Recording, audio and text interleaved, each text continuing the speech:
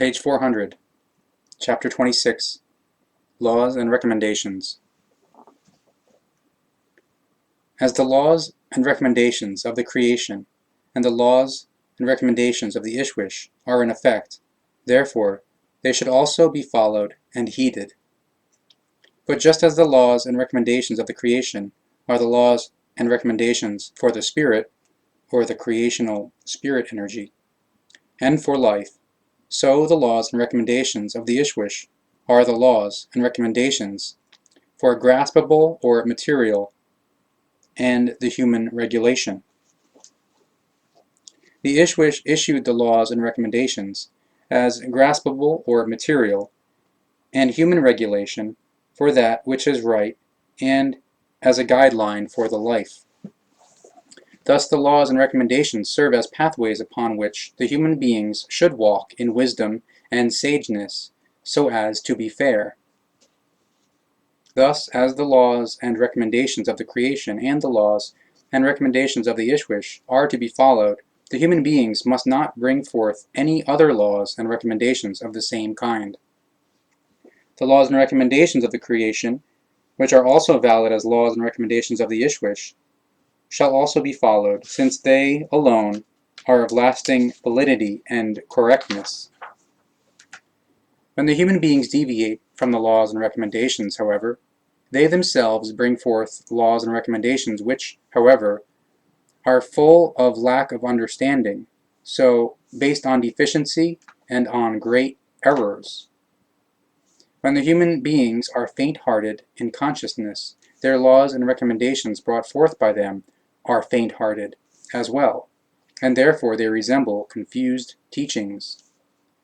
When the human beings presume to disregard the laws and recommendations of the creation and those of the Ishwish, they are in the compulsion, therefore, to bring forth their own laws, which are full of errors, however, and even lead many into confusion. Laws and recommendations made according to human beings produce murder and all manner of evil. Thus, terrible things spread and gain the upper hand, and the human beings no longer have might or control over it. Recommendations and laws are valuable only when they are derived from sageness or logic. But sageness or logic requires wisdom and recognition. Human laws and human recommendations are powerless unless they exist in the laws and recommendations of the creation, just as the Ishwish's laws and recommendations are based there in them, as he issued them in his wisdom. Proverbs of Wisdom, verse 14.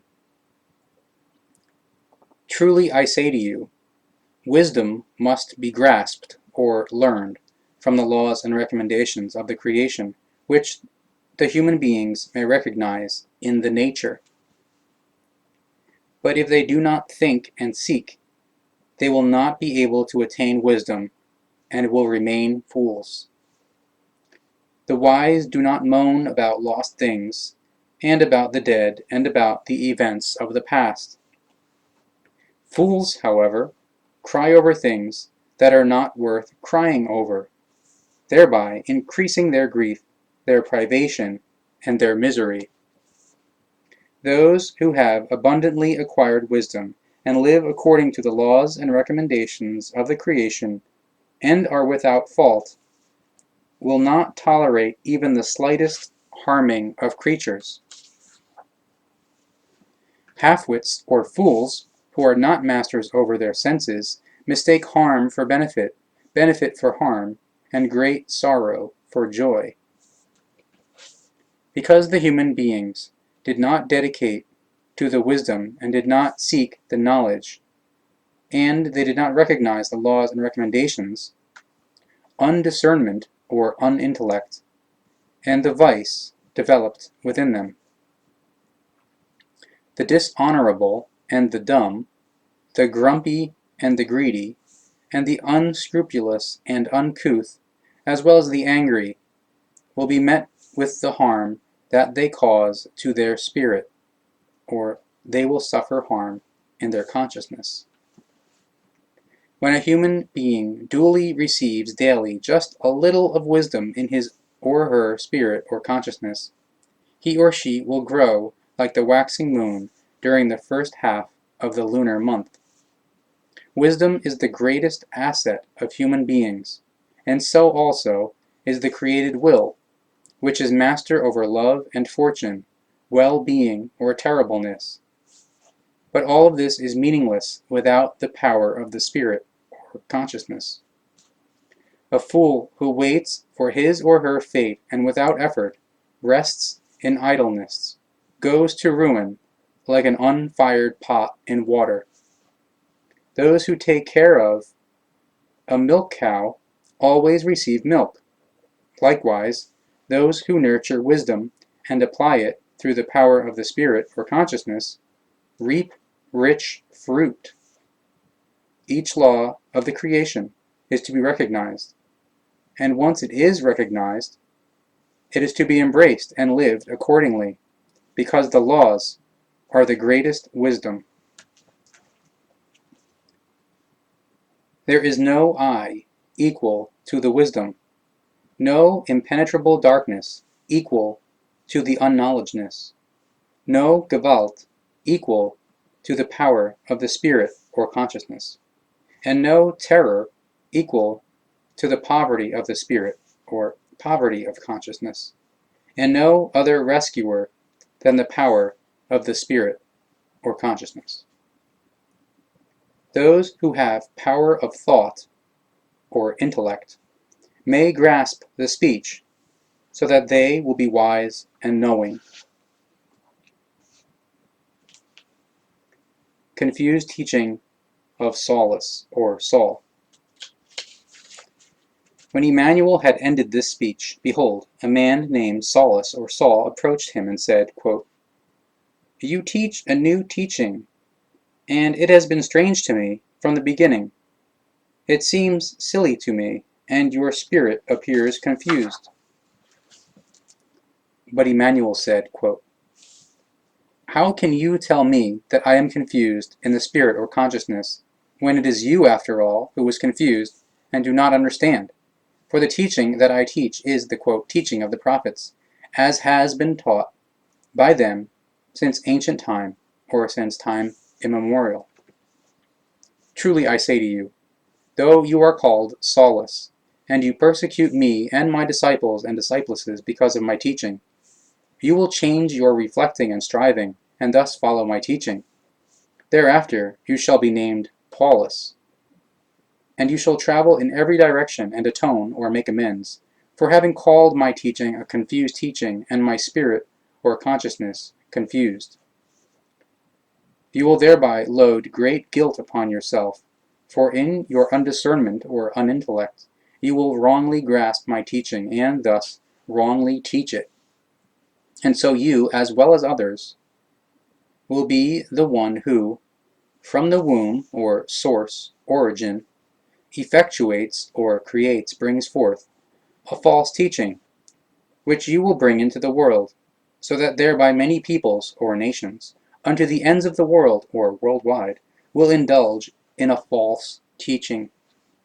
Just as you will put the lands or countries which you will travel in bondage to an evil cult or religion, sect, with your false teaching, so will you call me the anointed among them.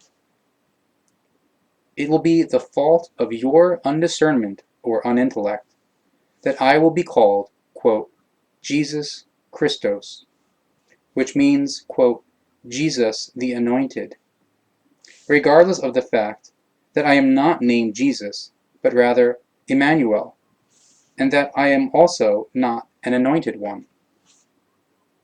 And it will be the fault of your undiscernment or unintellect that human blood will be shed in this name, so much that it can no longer be held in all jugs. You are still persecuting me and my disciples and disciplesses because of my teaching, but soon the time will come when you will change your mind. This, when once more you face me and assume that you see a demon or ghost before you. You will be one who will do much towards the fact that confused cults, or religions, sects, will be established by the human species, because you will falsify my teaching and the quote teaching of the prophets. And so you will set the cornerstone for the intransigence or irrationality, that I will be called, quote, Christos, or Christ, and, quote, Redeemer, for confused cults, or two main religions and their numerous sects.